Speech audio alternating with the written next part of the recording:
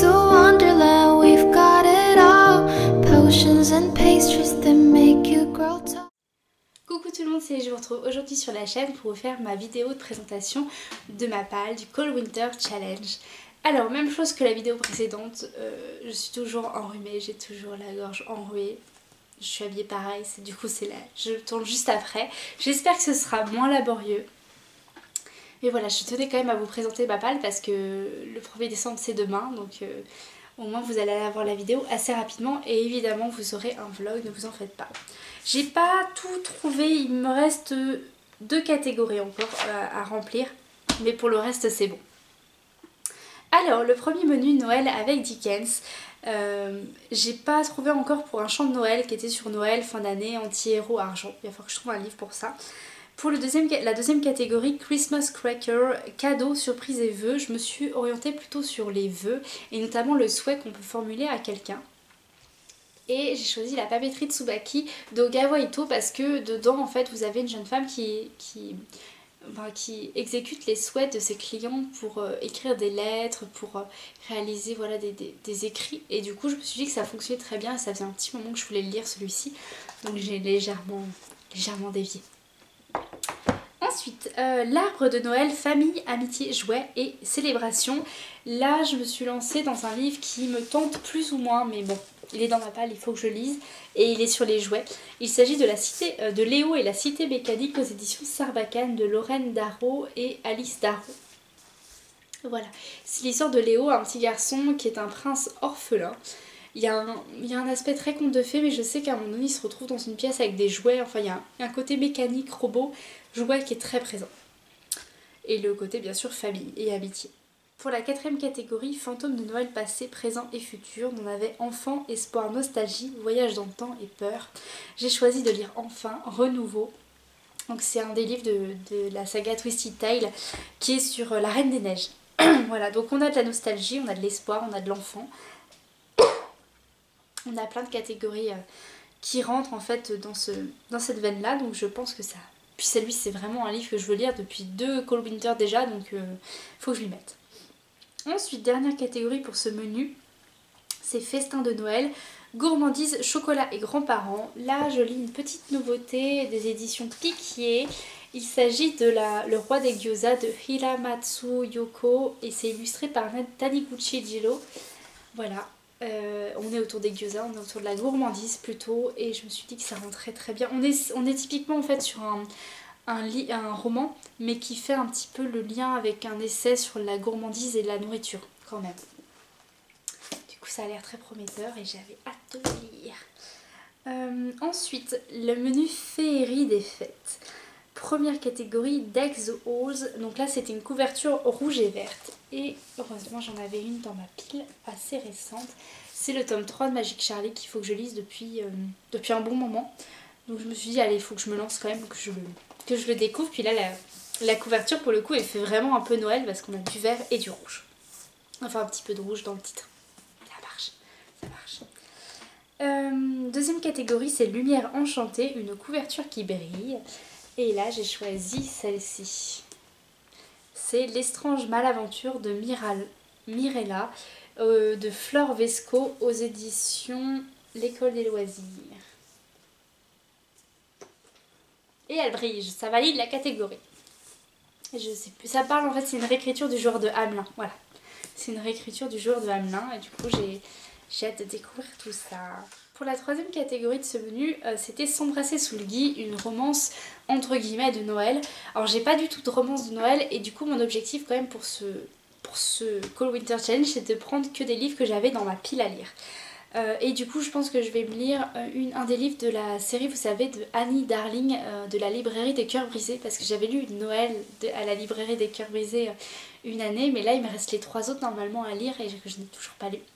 Donc voilà, ça va être un de ces livres là. Ensuite, 4e catégorie, Au coin du feu. Donc c'est un livre cocooning qu'on est sûr qu'on va aimer. Alors je suis pas sûre à 100% mais il y a de grandes chances que je l'aime bien celui-ci. J'ai choisi Le cycle des secrets, le tome 1, Les marches des géants de Manon Fargueton aux éditions Gallimard Jeunesse. Qui est aussi une nouveauté. Lui, il me tente vraiment bien, en tout cas dans l'univers un peu fantasy. Puis l'auteur, j'ai pas encore lu le livre d'elle, mais c'est elle qui a fait par exemple À quoi rêvent les étoiles et 10 jours avant la fin du monde, qui sont 2 livres qui ont très bien fonctionné et qui ont eu de très bons retours, donc j'avais hâte de découvrir sa plume.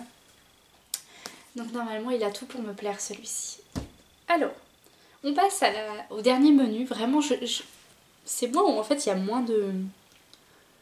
D'habitude il y a 4 menus je crois. Mais là du coup on a un peu changé parce que c'est plus du tout... comment ça s'appelle? C'est pas l'enlumineux, je sais plus. C'est plus la personne, ça a changé de personne encore en fait le Cold Winter Challenge. Mais du coup il y a que 3 menus parce qu'il y a une lecture commune et il y a d'autres choses en fait à valider aussi. Mais là je vous présente que ma palle, on verra pour les challenges qu'elle a organisés. Donc dernier menu c'est froid polaire et première catégorie c'est stalactite ensanglantée, thriller policier. C'est un menu qu'on retrouve en fait quasiment tous les ans. Là j'ai choisi un livre de Stephen King, Dreamcatcher, qui est dans ma palle depuis longtemps. Il est vraiment très vieux celui-ci et j'ai vraiment hâte de le lire parce qu'il a l'air prometteur.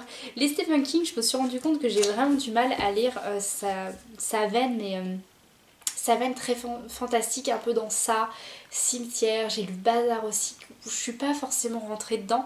Par contre le Marche ou crève j'ai adoré. Désolation aussi, Desolation Road que j'ai lu mais au tout début de mon Instagram, vous l'aviez vu passer. Lui j'avais bien aimé aussi et j'espère que lui ça va être pareil. C'est un sacré pavé par contre. Ensuite, deuxième catégorie, Let It Snow. Le titre contient un mot hivernal. Là je pouvais que mettre celui-ci. Mémoire de la forêt, le tome 3 de Michael Brarano aux éditions L'École des loisirs. Ah non, faut pas que je me spoil, et du coup j'ai trop hâte de le lire. J'attendais vraiment le Cold Winter Challenge parce que je voulais le lire pour le Cold Winter Challenge. Sachant que le Cold Winter Challenge commence demain. Je vais peut-être l'emmener pour le lire ce week-end en premier. Je pense que je vais commencer par celui-ci quand même. Mais lui j'ai vraiment hâte. Ensuite, troisième catégorie, marcher dans la neige, donc du nature writing.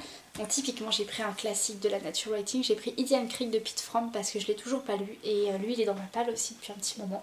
Donc j'avais envie de le découvrir parce que j'en ai entendu que du bien. Voilà, donc ça va être Indian Creek. Et ensuite, dernière catégorie, c'est la magie de l'hiver, folklore, magie et légende.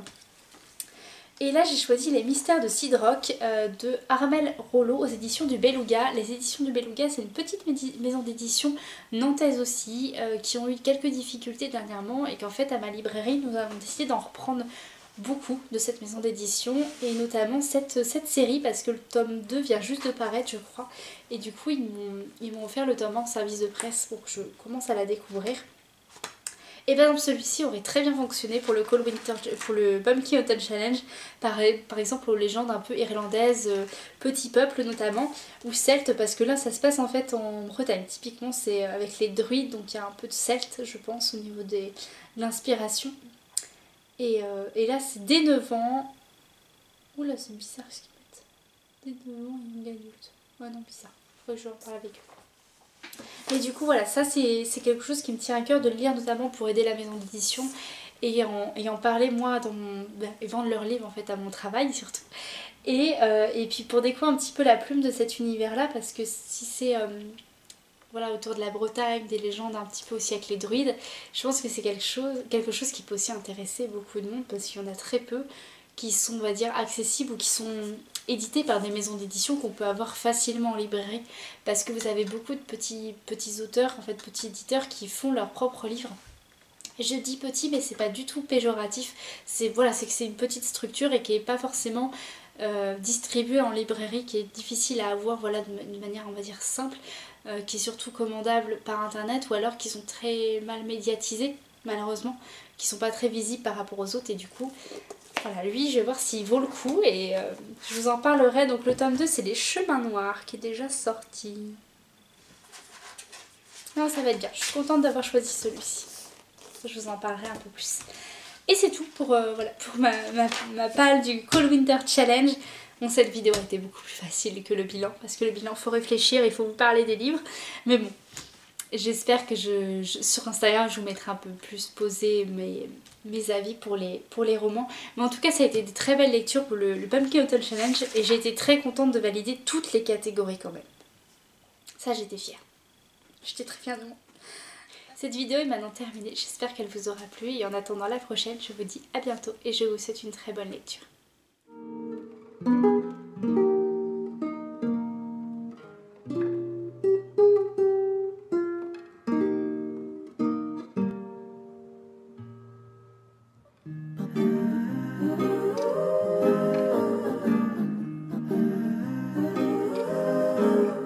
Little bread and butterflies kiss the tulips, and the sun is like a toy balloon.